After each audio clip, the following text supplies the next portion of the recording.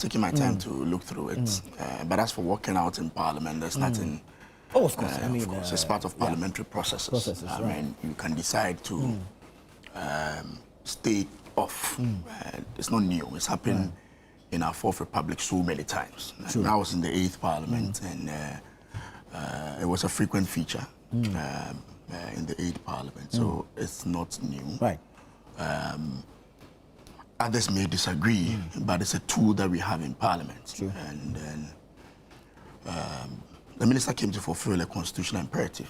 The Constitution says, especially the Public Financial Management Act, enjoins him to come to Parliament mid-year to give us a review of a budget that he had presented to us. Well, budgets are normally presented in November, preceding year. Yeah. And so by the time budgets are normally presented, the minister will not be seized with end-year figures. And so the media review is normally an opportunity for the minister to come to Parliament, to Ghanaians, to inform us how the year ended, the real figures. And also if there are some significant changes within the half year that might cause a change in some of his projected targets. It's an opportunity for him to come to also inform Parliament of those significant changes. And if it has to affect any of his end-year targets, he then requests for a review. If he also needs more money, it's an opportunity for him to also request for additional funding. Yeah. This time around, he came via motion. Sometimes they come by statement. Right. And when it's a statement, we don't debate it. We just do comments. I'm told he came by a motion this time around. What that means is that it's been referred to the Committee on Finance, Joint Committee of Finance and the Budget Committee. Right. So today, this morning, I am a friend to the Budget Committee. Okay. We are meeting this morning with the officials from the ministry to take a look at the media review that was presented. And then the business statement also says that there's going to be a debate on it today. Right. Because we are rising at the end of this week, I think they want to quicken the pace. Exactly. Yeah. So I'm sure they're just going to use today for the debate. Right. And afterwards, if there are any further action that must be taken, we do so. But of course, I mean, the media review gave us some interesting figures. We've all seen some significant gains with our exchange rates. I'm very happy about it. I want to commend the minister and the government for the efforts they've put in to ensure that at least the official Bank of Ghana rate is still hovering around 10.2, 10.3%. The worry is that there seems to be some disconnect with the official figures and what is happening on the ground. Right. And that is where the worry is. And I'm sure the managers of the economy should quickly take steps to ensure they align the rhetoric with the reality on the ground. Because I've watched City TV go to the market to speak to a lot of the markets, especially those who ChannelOne TV. ChannelOne. Yeah. Those who deal with the dollars. And most of them are complaining that, yes, the rate is 10, but the banks don't get them for them. So they have to resort to the black market. Interestingly, sometimes when you go to the bank managers will direct you to the book. Yeah, they'll tell you that, go here, we don't have you, go here. Right. And they are selling at 13, 13.2, 13.3, which is way higher than the 10 that the Bank of Ghana is quoting. So yes, the minister has come to Parliament to give us the official figures, but I'm saying that he should do more to realign with the reality on the ground. I wanted to do a transfer. This is a personal experience. And it took me close to about 2 weeks. Ooh. Yes, to have the transfer go through, because the banks, they just told me that they simply don't have the dollars to send. So yes, I'm happy about it generally. It's good that we have that kind of lower rates. I'm just hoping that everybody's complaining about stability. How long can that be sustained? Yeah. If it can be sustained for a longer time, it helps with planning. It helps businessmen to also focus their attention on other things. Inflation has come down, which is good.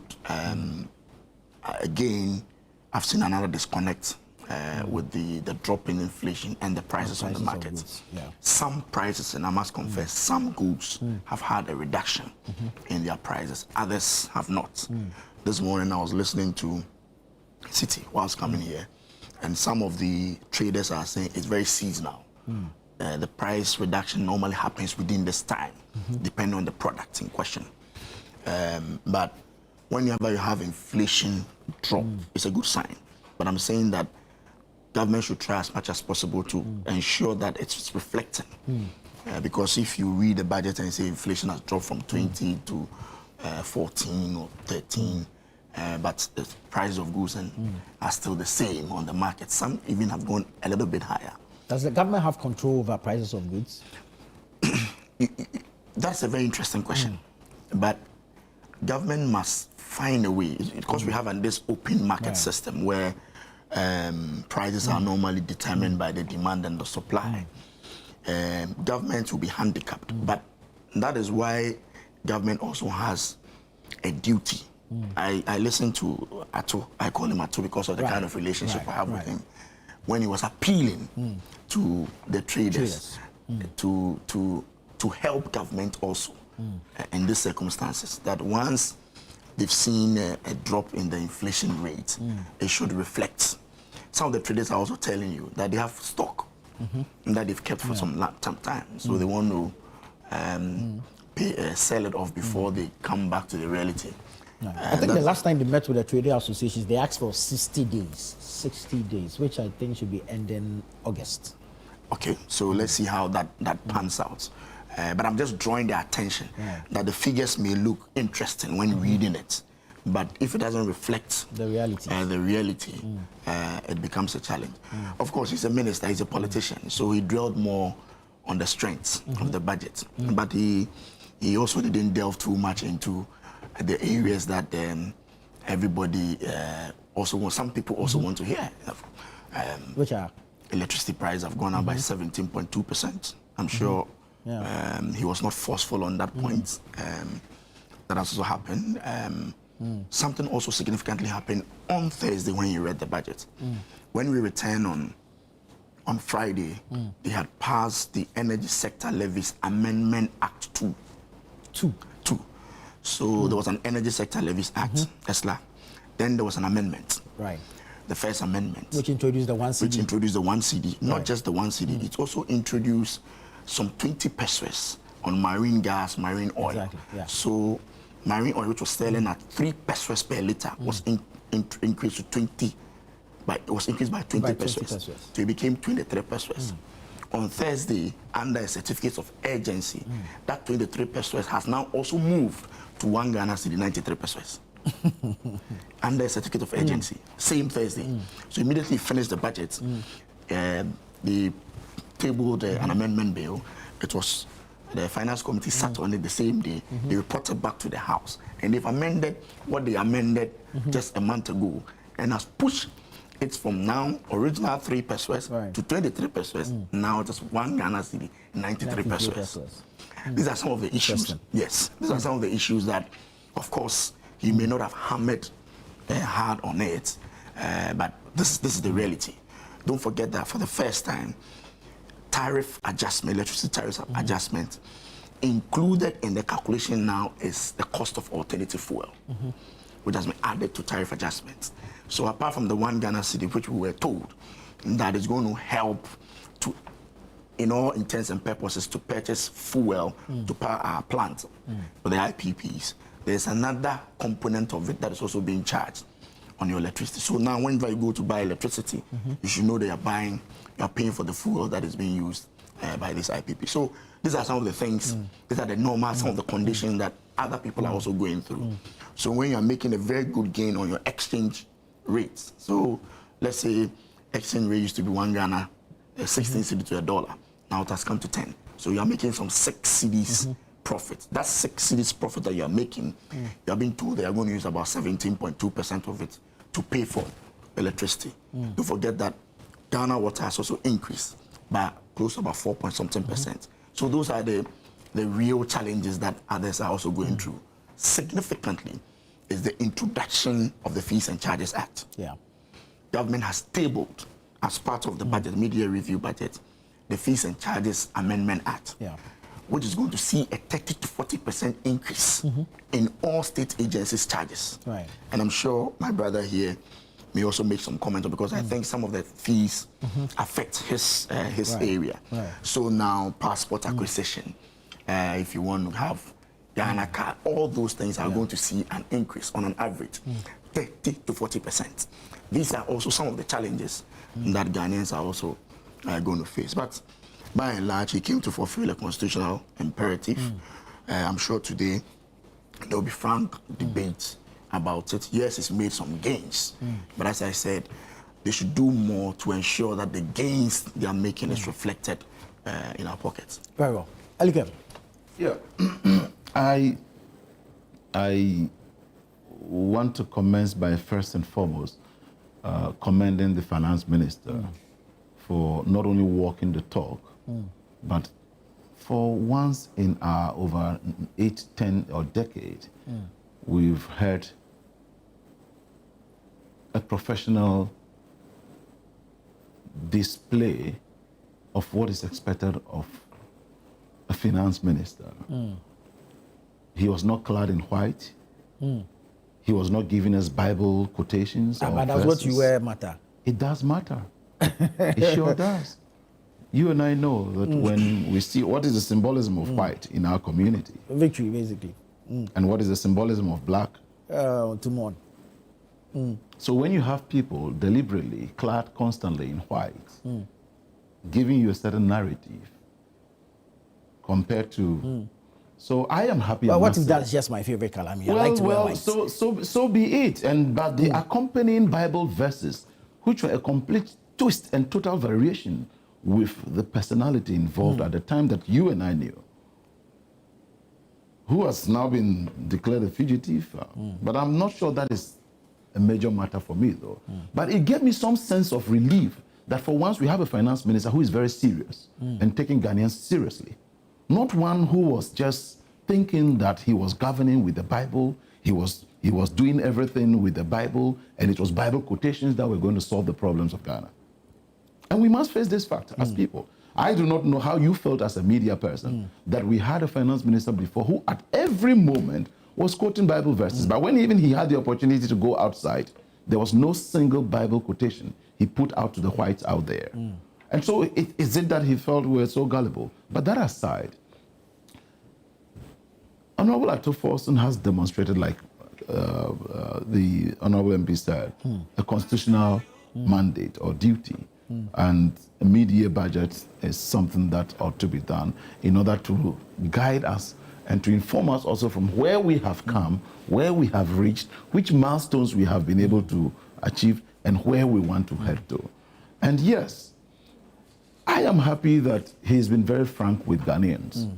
And starting from a point of what he even suggested, that he felt that there are some, because he's a politician, there are some downsides he didn't hammer on. Well, it is in the light of building a stronger Ghana that many Ghanaians out there today will tell you they still believe that we are heading the right way. Right. And therefore, if a government has to take some drastic decisions as a result of the failed regime in the past, we need to bite the bullet. Why do you think that there will be the need for us to introduce certain levies in order to solve some problems at the energy sector? Because of the debts that have been accrued over a period. And we cannot run away also from the fact that there was so much gross mismanagement in the past. If you take, for instance, the revelation that over 4.5 billion was spent within 6 days from 1st January to the 7th of January, the IMF funds. What exactly was going on?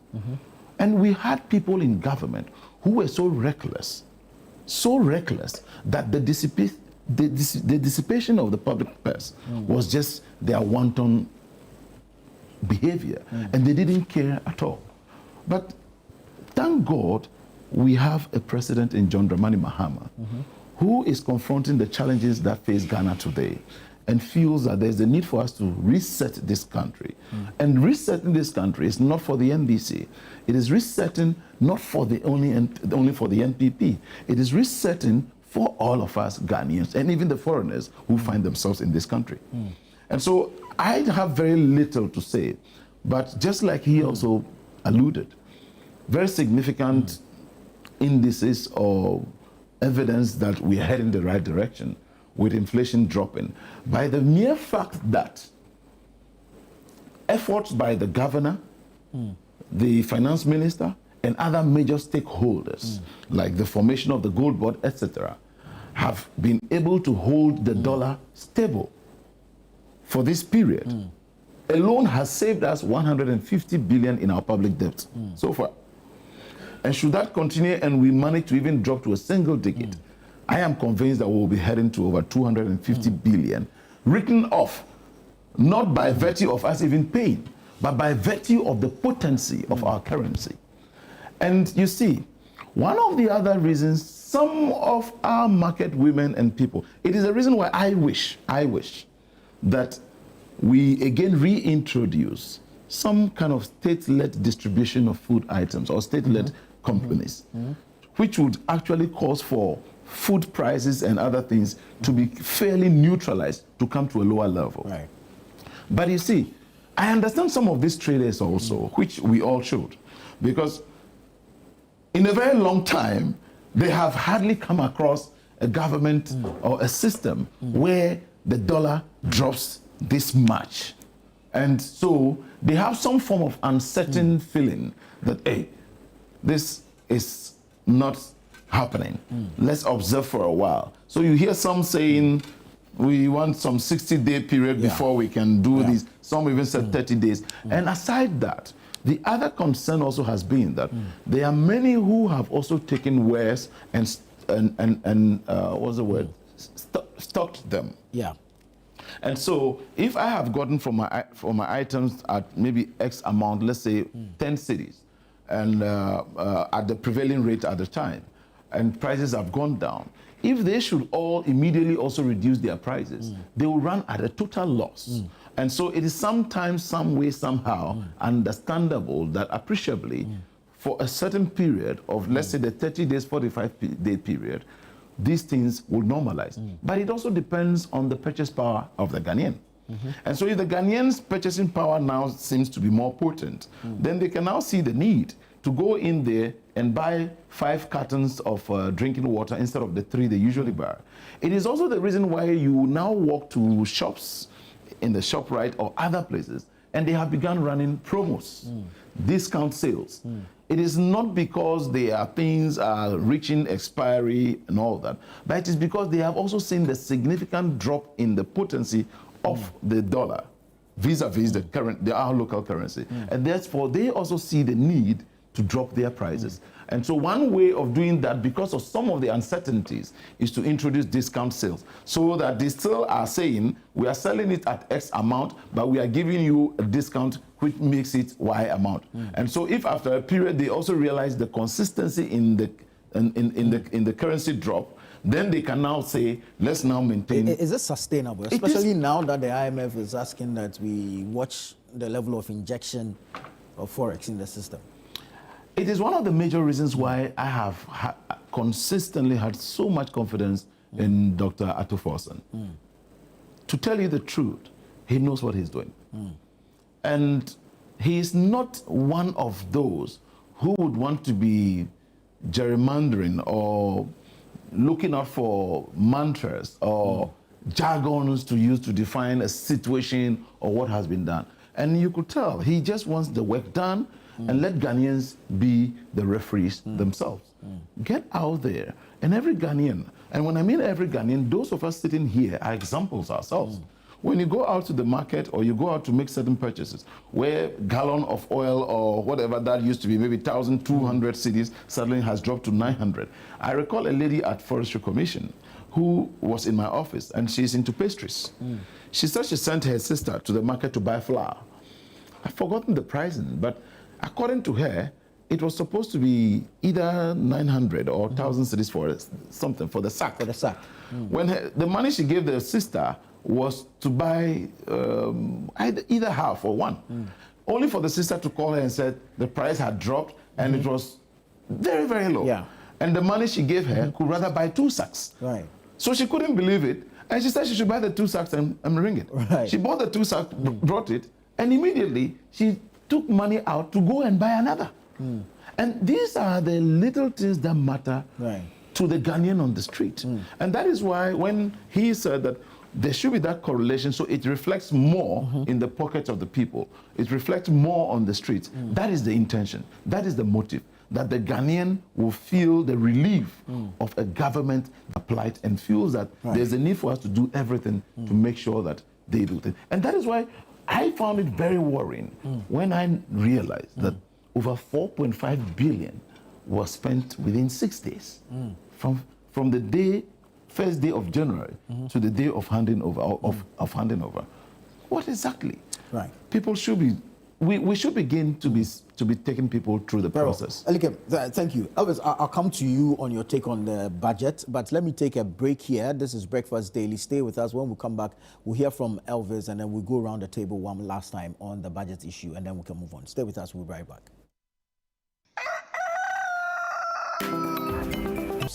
In Parliament. Elvis, it's your take now. We spoke about this budget and expectations last week, and we were clear that basically it was to, if you like, announce the gains made so far. But this policy, or if you like, initiative of the government ditching the dollar for the Ghana cedi, especially regarding contracts, is this something you saw happening? I'll come to that, but let me just say, I first will be happy to go and present a budget at this time because all indicators of the economy are looking positive. So I will not take it away from him for being happy and touting what has been achieved. Yeah. I see, I always say when we are building a country, we should let nationalism be at the forefront of everything. I first read his budget in March. And in July, you present a mid-year budget, and you are taking credit for all the gains. It's not something that we should be entertaining. We should be telling ourselves the truth. Read a budget on Thursday. Friday, he went to sign a DDEP agreement with France. Then we must tell ourselves that the economy where it is going is what is expected based on the reset of the economy through IMF and the DDEP. All the indicators we are talking about were all stated there. And nobody will tell you that if at the time NDC took over office, the cedi was going up. No. The cedi was actually going down. You mean the dollar, right? The cedi was actually appreciating when the dollar was going down. Coming down. Yeah. So it's just a continuation. I'll praise him because right now, the governor, in terms of monetary policy, and the fiscal policy, they seem to be going in the same direction. And that's how economy is managed. So they're marrying the fiscal with the... So that's how economy should be properly managed. So when you manage the economy like that, indicators look a little bit good. But when the pressure mounts, you see the economy, the monetary policy going left, and then monetary policy will be going right. Fiscal. And then by the time you see that, things have gone. So for now, that collaboration has to be commended. But as I said, we need to admit that the painful DDEP, okay, is the reason the debt is going down. It's part of the reason why all that we are seeing is going on. So it did not just start happening because NDC has come to power. You see, when we tell the narrative, we won't believe in it. When tomorrow Atufo is under pressure by his party people to do things that will move the economy the other way, he will get a lot of support. But then when you want to take credit for something that it is not even your effort, when the pressure mounts on you that to go right, people will come at you. See, we all agree, we are building a nation for ourselves. So if you come to government and something is being done and you continue, just admit it. Just give credit. And then when you give credit where it is due, then you also get your credit where it is due. Right. But we are always fan of always want to take credit for everything. And when the NDC did it to the MPP did it to the NDC in 2017, NDC was all over the place crying that they took the Ghana to IMF. Every indicator started showing positive before they lost the leg. How come MPP came and they are taking credit for everything? They were not happy, which is the right, which is genuine. But today, they are doing the same. And we cannot run an economy like that. Let's admit that whatever we are seeing today, they all started before MPP lost power. Because by the time we're done with the DDEP, by the time MPP lost power, we've almost completed the entire DDEP, okay? Right. So also there's something small to be done, okay? That is why after reading the budget, the following day he went to sign agreement with France. It is the benefit of the DDEP, you understand it? It's the benefit of the IMF program. If we want to build an economy, let's build a country, okay?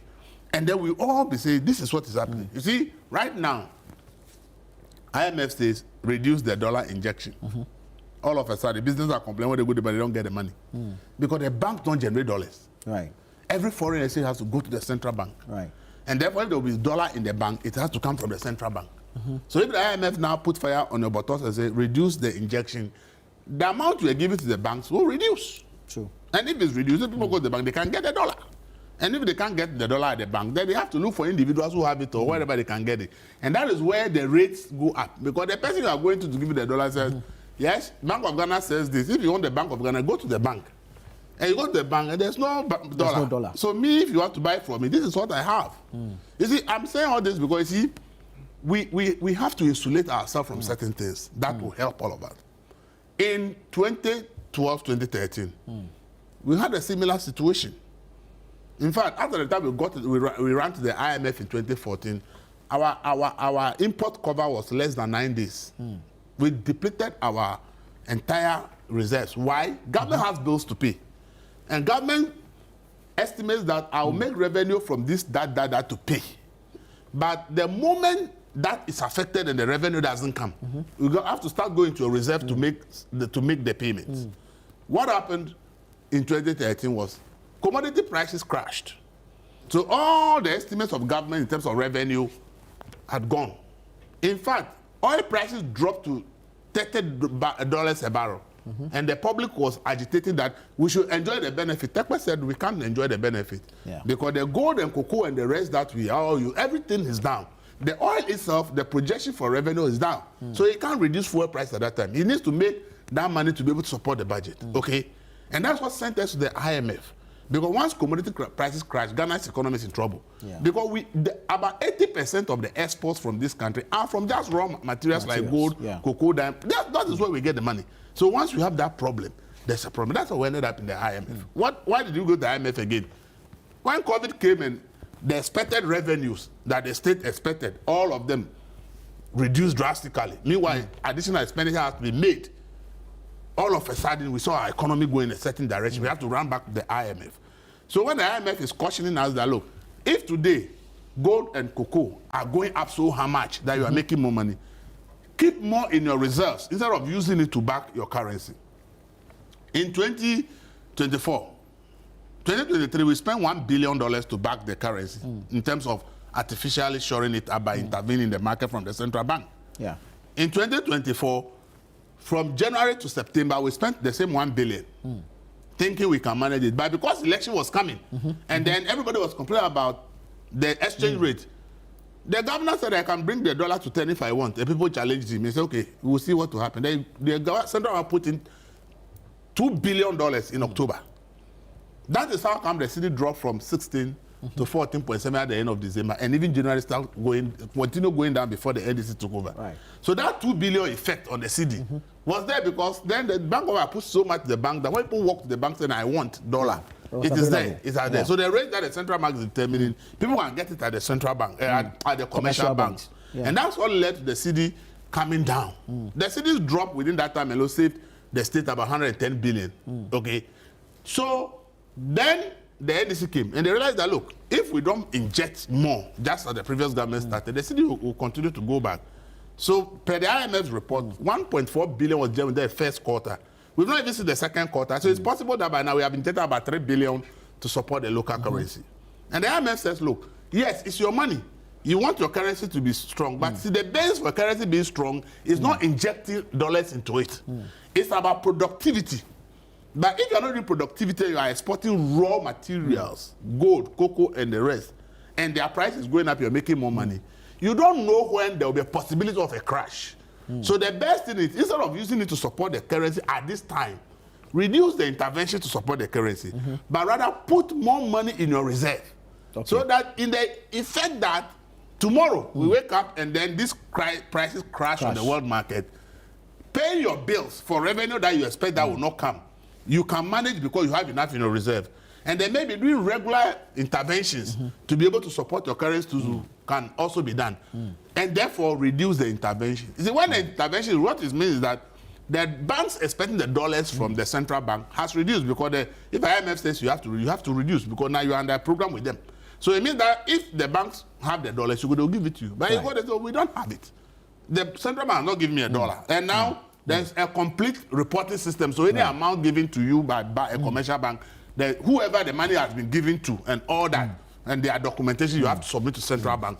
So what it means is that, see, if we stop politicizing currency, and we say, as a country, we think if we build our reserves to $30 billion or $40 billion, maybe every month we can support the currency maybe with $100 million or $200 million. By the whole year, maybe just spending less than $3 billion to support the currency, but our reserves are about 40 or 50 billion. So in the event of a crash in commodity prices, we can fall on our reserves to pay our commitment, and at the same time, have some to maintain the dollar, the cedi. Because you see, at the time that your currency has fallen, commodity prices have crashed, that is where the impact your currency is going to be problematic. Because then the inflows from forex has reduced drastically. So you don't have enough in the system. So if your reserve does not have enough, what it means is that you're going to run into trouble. Look, in 2019, Ghana's reserve was around 9.6 billion. When we lost access to get additional money from the capital market and donors and the rest, because it dropped from 9.6 to 2.6 billion. That's why the dollar, that's why the city was running like the same boat. Because then inflows were not coming. Now, government has to make payments from the central bank, our reserves, and at the same time, find dollar to make sure that the city doesn't run. You can't find enough to support the city because you have bills to pay. So then the city has to be running and running and running. And that is why when at this material moment that the gold is going at the commodity price, the most important thing is to make sure that we save. And if as a country we can decide that if we have 40 billion in our reserves, maybe even commodity price crash for maybe 5 years continuously, we can still manage our currency, then we will. And you see, today, if we intervene so much and we are all enjoying it, it's good. The same way when we are hit and we don't have to intervene, then it hits all of us and we all cry. So instead of us going to that steep up and steep down, the most important thing will be to have stability, a way that will make sure that supporting the currency regularly will be there. And then we boost up our productivity. You see, your currency strength depends upon your productivity, production. So if by the end of the year or by the end of next year, we can say we've cut import of chicken by half, we cut import of rice, sugar, and because now we are producing more of that in the country. That means that the dollars we need to go import those things will reduce. Then the pressure for dollars will reduce, because at the end of the day, it is dollar that you import. Dollar is still responsible for more than 80% of all trade globally. So whatever transactions you are going to do with any country, even if it's the European country, you are going to use dollar as the benchmark to trade. So manage our economy in a way that will make sure that we don't go that steep up or steep down. It's what we should be focused on. But the steep up will be happy, and steep down will all cry. And it has happened to us. For this Fourth Republic, it has been the case. So currently, we are. I would say everybody's happy. When I go to buy fuel, it's down. I'm happy, but it means that if we continue the intervention and now prices hit, the same oil price I'm enjoying today could skyrocket and I'll struggle. So I've always said that, look, when we are managing our economy, let's give credit to whoever anybody has done very well. And you can talk about payments, 4.5 billion. Why is IMF complaining? We owe people we are supposed to pay as a government. Government owes so much money. Aside the 4.5 billion, he knows the debt. The budget, Atufosi said, he inherited about 65 billion worth of debt to pay. They are doing auditing. As at now, the audit has approved 28 billion. And that's what money is to be paid. And the money he's talking about that has been paid. Is the reason why you see certain road projects resumption. It's the contractors that have been paid. That's why they're back to site. Because before that time, you realize that almost every contractor has abandoned site because we didn't have the money to pay. We were waiting to complete the DDEP and with the donors, the Eurobond, so that we can start getting money. So there was no money. Right. But the government realized that I'm leaving power, which is what we do. If they should have left it for days to come, it's okay. We can't pay now. But the government is leaving power. So, okay, we have mobilized all this money. We want to leave it for the next administration. Okay, then the contractors we owe, as much as we can pay, let's pay. That is what has resulted in those payments that he's talking about. The point, and see, that's another politicization of the economy. See, if government, MPP was not able to pay and you lose the election and you mobilize some money, is it right for you to pay all those money within that short time? Is it not better for you to say, okay, yes, we owe this, but the records are there. But a new government is coming. Rather, let's leave the money. Let them come and do their own audit and accept that this is a genuine bill, and they let them pay. But then, because the government thought they were leaving office, they pay. So and these are the things I think that if we take out of our economy, we take out of the managing the country, it will help all of us. Because now, you see, they are paying that over 4.5 million within 6 days. But I'm sure that if they are leaving office tomorrow, they have money, they may likely repeat the same thing. Because what they complain about, it was done in 2016 when they lost elections. And they defended it. NPP today is defending why they make last-minute payments. These things, we all know that they have impact on the economy. So why is it that we cannot agree that irrespective of who is losing power, who is coming, let's continue with the same methodology so that we can have a stable system rather than this system where we go up, we go down. It's like one step forward, two steps back. And I don't think that the economy management will help in that manner. So I said that the budget is nice. The indicators are pointing at the right direction. But credit to whoever started it, you are continuing, was important. But Atufose was really silent on the credits as to what the previous government had done and that they are continuing. The reason they also have to take credit is that they are continuing what the previous government has done. If they are changed and are doing things the other way, probably the benefits of the city and the rest we are seeing will not happen. Because they are a government, they could also decide that what the previous government set aside from 2022, we don't think it's the right. We want to do it this way. And they could also have set that negative. So once the positives continue in their era, they also have to take some credit. As I said, if you read your budget in March and in July, you are presented a mid-year budget. Obviously, a lot of the gains are not because of your 3 months implementation of your budget. And let's take that politics out. Let's see the economy as you say, if the price go down, it doesn't know NPP or NDC, all of us benefit. If it goes up, it doesn't know NDC or NPP, all of us benefit. So why is that we will not manage the economy the same way and say this thing doesn't know particulars, but it will affect everybody. So let's do it in a way and manner that irrespective of who is in power, we are on the same direction. Thank you. Honorable, quick one. The decision to ditch the dollar for the CD in government contracts. I don't have any problem with that. I don't have any problem. I mean, some transactions can be in dollars, but once you are giving a contract to a Ghanaian contractor, I don't think it's a bad initiative. In fact, all governments have fallen short with that. I mean, previous government, we used to give contracts in dollars. The NDC 1 and 2 used to do so. But I'm happy they've taken a decision to pay in CD. But I'm sure most of the contractors, some of the materials that they use in their work are imported. And so definitely in negotiation, they would like to peg, even if it's in Cedis, they would like to peg it as per the current exchange rate. And anytime they are making some losses, I'm sure in most of the contract, it will be possible for them to go back to renegotiate that loss and then have the contract sum renegotiated. But by and large, I think the aim of that is to ensure that we do a lot more transactions with our legal tender, which is the Ghana cedi, so that it doesn't become dollars. In fact, I think government should even go further. And there's been similar directives before, but I'm not sure it was well implemented. Where you go to the even now as I speak to you, if you go to some of the hotels, they still charge in dollars. Some of the hotels, they still charge in dollars, and even some of the Airbnb. Yes, just this 2 weeks when we're having our conference. Wanted to get a place for the executive from my constituency. One Airbnb, they were quoting in dollars. You know, even a simple Airbnb. So maybe the directive should be more to permeate a lot more sectors within the economy. Right. That our legal tender is the Ghana cedi, and so a lot of the things should be quoted in Ghana cedi, just to help strengthen our currency. I don't have any problem with that at all. Very well. Again, contrary to the perception we had that the government was not spending, the minister says government is spending and spending in the right places. Exactly what I was coming to say. But before then, I had wanted to inquire. I mean, what is this whole narrative that credit be given to the previous administration for what exactly? Who made us go for this DDEP? Who gave us these haircuts? Who got us there? And so where were we before you took us there?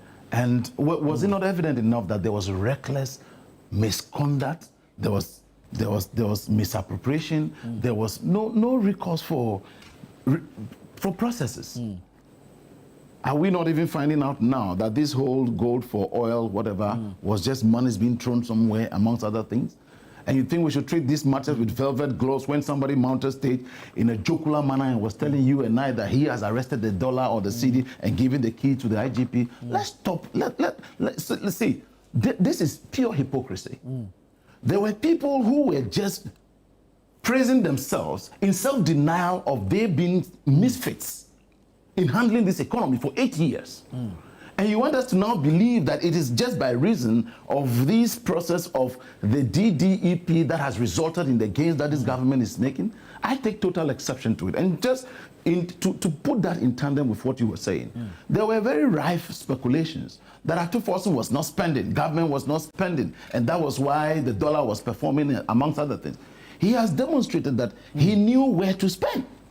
He was spending at very critical places. I had listed some here: the school feeding, even the free SHS, the capitation grant, the Eurobond, nursing allowance, no fee stress, the National Apprentice Program. These are all aimed at making sure that there will be gains made out of that. But if you want us to recall how they were spending in the past, you can recount some scenarios and you wonder if this was a government or it was just a regime. And so let's face fact. It is not to say, however, that they never did anything. But whatever the previous administration did was never any close to anything significant for one to be calling for even an applause or recommendation or any form. Let's face facts. Dr. Mahmoud Baumia, who was the head of the economic management team, at the time they formed even the 42-member team to deal with the dollar, the cedi depreciation and all that. What happened? Let us not try to make us revisit the scourge that was visited onto us, the arrogance that was visited onto us. You recall even the president himself, he was in total discord with the government. Was it not the president who came to tell us that there was not going to be any haircut when Atuforson said so? Today you want us to give credit? What credit? If there was any responsible government and anything responsible to do, by now we should start hauling them before the courts for their reckless misconduct. But at the right time, because there's no need to hasten these processes.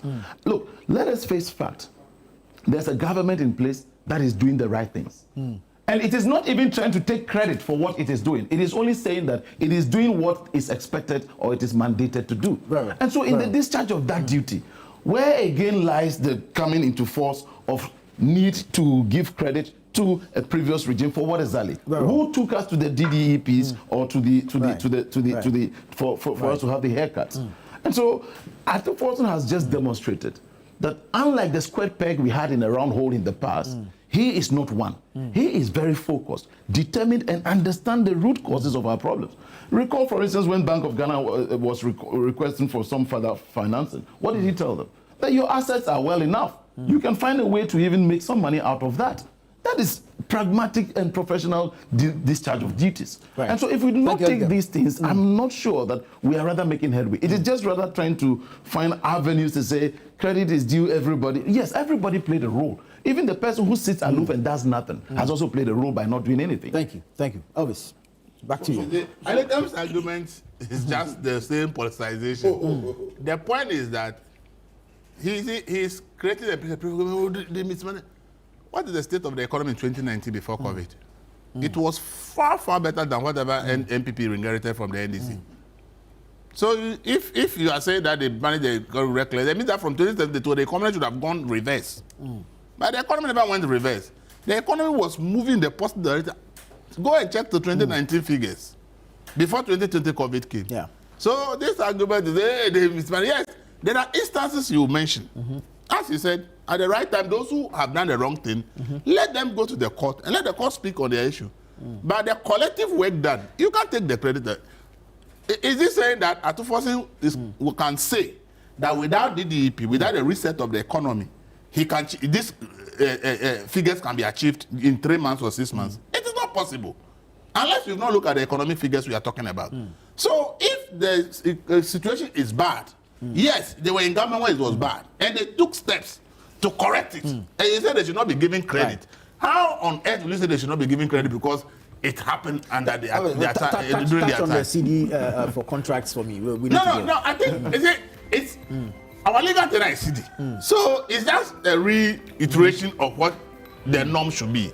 But you see, the truth is that though your legal tender is CD, you are an import-dependent country. Right. And therefore, almost everything you need in this country are importing. So the private people who will now bring in the things for us to buy will always need the dollars. And as long as the central bank will not be able to provide enough for the commercial banks to give to people, there will always be trade within the challenge. So is it? Unfortunately, we'll have to leave it here. Our time is up. They are driving us away. But thank you so much, gentlemen. This has been good. We'll find time to do this again. This has been the news review segment here on Breakfast Daily. Don't go away, though. The show continues after this.